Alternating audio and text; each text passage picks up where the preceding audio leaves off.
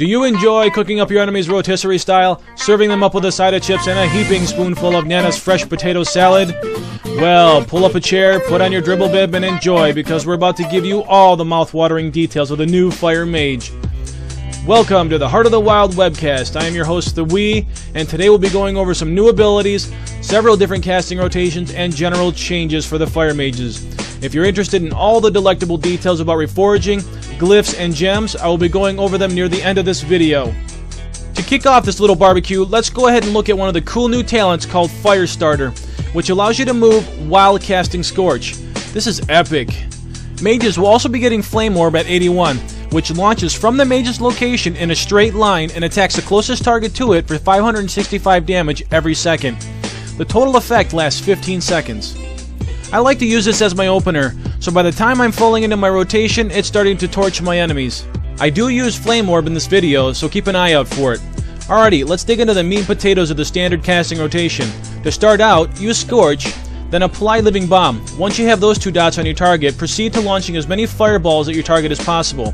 At this point, you'll be looking for either Hot Streak or Impact to proc. Keep in mind that Hot Streak takes priority over any other spells, including refreshing any falling dots.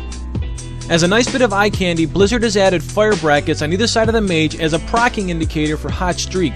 Also, Impact is noted by a flame cloud over the mage's head. If you want to use Fire Blast in your rotation, start out with Scorch, then use Living Bomb, and then Fire Blast, followed by as many fireballs as you can squeeze into that rotation before Fire Blast is off cooldown again. As an alternative to Fireball, Frost Firebolt can be used to gain about 200 to 400 extra DPS. Also, the glyph of Frostfire is mandatory. The reason that there is some DPS gain is because of the dot that Frostfire Bolt leaves on the target. Also, keep an eye out for the following dots: Critical Mass, Ignite, Pyroblast, and Living Bomb. Once they are all active, use Combustion, which creates a new dot equal to the total damage amount of all the dots currently stacked on your target for 10 seconds. As you can see, having all your dots running and then firing off Combustion can give you a huge DPS boost if used correctly. If you're spec'ing to improve Flame Strike, I would use this AoE damage rotation. Open up with Blast Wave, which gives you a free Flame Strike. Then go into a Flame Strike spam or start your single target DPS rotation.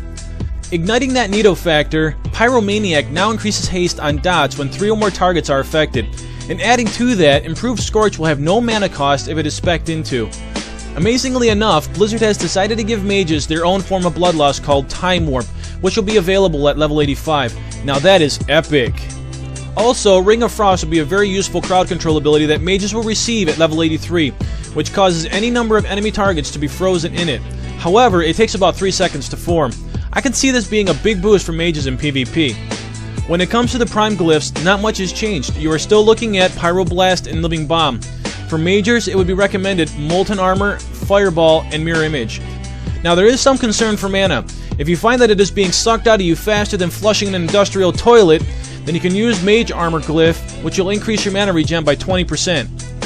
For gems, it looks like there isn't a clear opinion for Kata and Live 401, so I recommend going Hit, and then Intellect and Crit on the same level, Mastery, and then lastly Spirit. When it comes to reforging your stats for Mastery, I would do the reverse of the priority I just listed. As a side note, the new hit cap for Fire Mages is 17%. Being honest though, the Fire Mage is a fun spec to play because I love seeing all the high crit numbers, but I must point out that I still think playing a Fire Mage requires a lot of crit to fully take advantage of all the barbecue goodness that Blizzard has infused in them. One thing to consider is the feast or famine nature of the Fire Mage DPS because of the dependence on a high crit chance to really max out their DPS. Basically all this means is you may want to hold off going Fire until you have some higher end gear. Alright, well that's it for this video. Hope everyone enjoyed it. I am Thui from Heart of the Wild webcast saying, happy wowing!